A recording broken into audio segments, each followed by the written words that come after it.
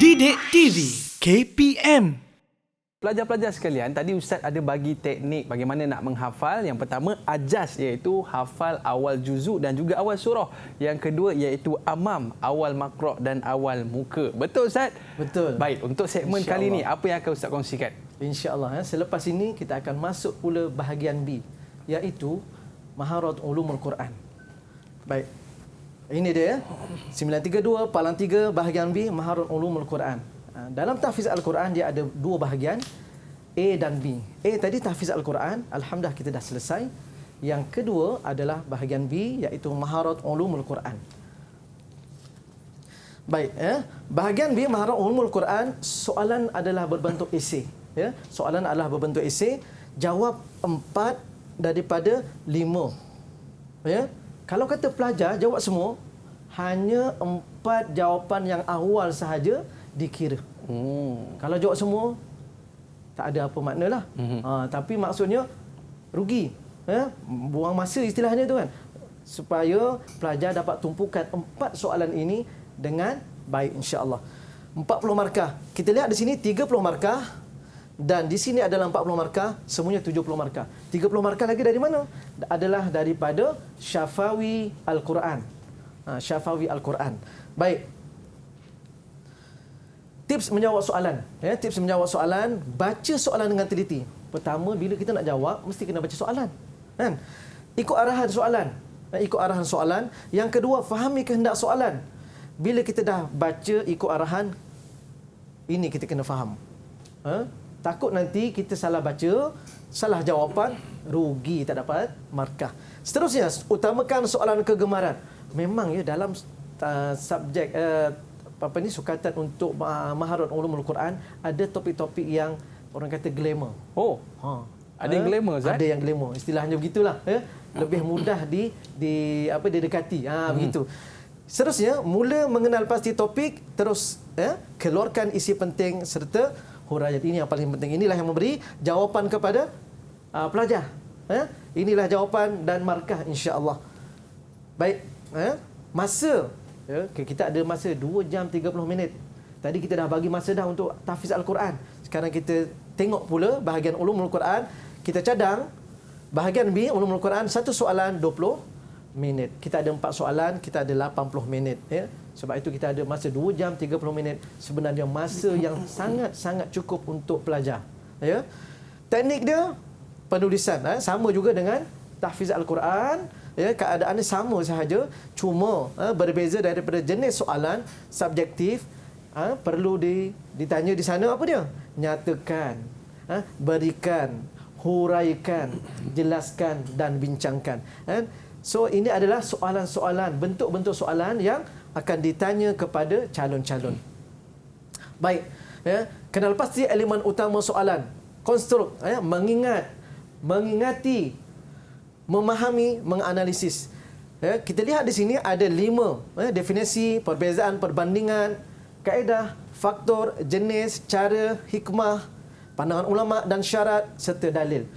Kelima-lima elemen ini sangat penting pada tajuk ini. Kita ada 7 tajuk. Yang pertama, tarikh mushaf. Yang kedua, nasikh dan mansukh. Dan yang ketiga adalah asbabun nuzul. Yang keempat, ayat muhkamat dan mutasyabihat.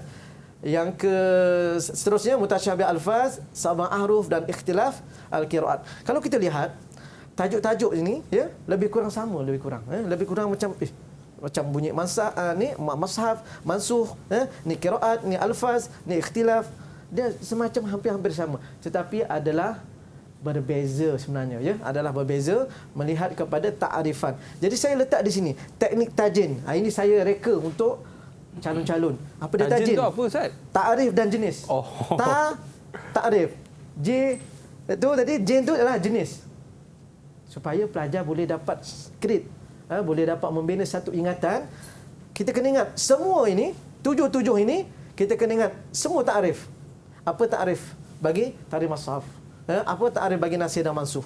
Apa ta'arif bagi asbabun nuzul? Begitu juga jenis-jenisnya. Adakah ada jenis-jenisnya? Jenis muhkamat, jenis mutasyabihat dan seterusnya, kaedah teknik kedah. Tu dia. Kita guna kedah pula. Kedah. Kaedah, dalil dan hikmah. Sama juga. Okey. Ketujuh-tujuh tajuk ini perlu kita ingat apa kaedah dia. Ya? Apa dalilnya dan seterusnya apa hikmahnya. Ketujuh-tujuh tajuk ini. Supaya apabila kita dapat mempersediakan diri kita bagi tujuh-tujuh tajuk ini, maka kita dapat menjawab dengan baik. Baik, kenal pasti elemen utama soalan, perbezaan dan perbandingan. Kalau kita lihat pada pengumpulan Al-Quran, kita ada 3 zaman. Iaitu pada zaman baginda Rasulullah SAW, yang kedua zaman Sayyidina Abu Bakar dan Sayyidina Uthman. Seterusnya, cuba kita lihat, sila beri perhatian. Faktor pengumpulan dia ada berbeza, ya, faktor pengumpulan. Yang kedua, proses pengumpulan. Siapa yang terlibat dalam pengumpulan tersebut? Ada siapa yang terlibat dalam pengumpulan? Ada yang terlibat, iaitu tokoh-tokoh yang terlibat. Contohnya Zaid bin Sabit. Seterusnya, muhkam dan mutasyabihat. Apa dia makna muhkam, apa dia mutasyabihat? Jelas maknanya, diketahui kehendaknya, memadai tanpa keterangan. Itu dia muhkam. Dah jelas, tak perlu nak ada keterangan. Tetapi mutasyabihat, ini yang berbeza daripada muhkam. Tersembunyi. Tersembunyi. Tak faham. Kalau kita baca Al-Quran tu, kita perlukan tafsir untuk kita faham. Seterusnya, sama juga maknanya, kehendaknya memerlukan kepada keterangan. Inilah yang dikatakan mutasyabihat. Kenal pasti elemen seterusnya, iaitu pandangan ulama dan syarat. Susunan surah-surah Al-Quran, penamaan surah-surah Al-Quran, perselisihan ulama mengenai sama ahruf, dan seterusnya perbincangan ulama mengenai al-ibrah bi umum al-lafz la bi khusus as-sabab. Ini adalah pandangan-pandangan ulama yang calon-calon perlu tekankan.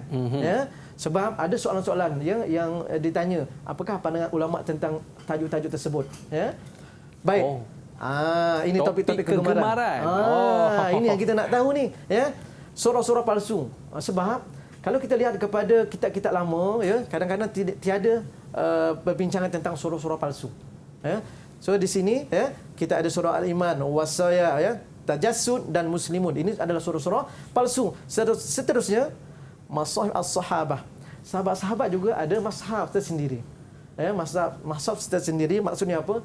Sahabat-sahabat ini telah menambah kalimah-kalimah tertentu untuk menjadi tafsiran bagi sahabat tersebut, bagi memudahkan sahabat-sahabat memahami ayat-ayat Al-Quran. Seterusnya, bentuk sirah asbab an-nuzul. Satu, sirah yang tegas. Yang kedua, sirah yang kurang jelas. Okey. Dan yang keempat, ikhtilaf lafaz-lafaz qiraat. Ada satu, ikhtilaf sudut lafaz. Yang kedua, ikhtilaf sudut makna. Dan yang ketiga, kedua-duanya lafaz dan makna. Maksudnya apa? Pelajar-pelajar kena jelas di sini ikhtilaf lafaz-lafaz al-qiraah. Okey, ni topik kegemaran saya. Ya betul. Jadi nak ceritanya dalam ketujuh-tujuh tajuk tadi, pelajar-pelajar kena mahir dalam takrifnya, dalam jenis-jenisnya, pandangan ulama, hikmah dia, dan juga kaitan daripada semuanya. Sebab ada pelajar-pelajar kadang-kadang dia fokus kepada bahagian yang A sahaja. Kadang-kadang ada pelajar fokus pada bahagian B saja. Kita nak bahagian A cemerlang, bahagian B pun cemerlang. Okey, barulah kita boleh sukses STPM 2021. Okey, Ustaz, kita berehat seketika. Jangan ke mana-mana pelajar-pelajar. Kembali selepas ini Didik TV KPM. Didik TV KPM.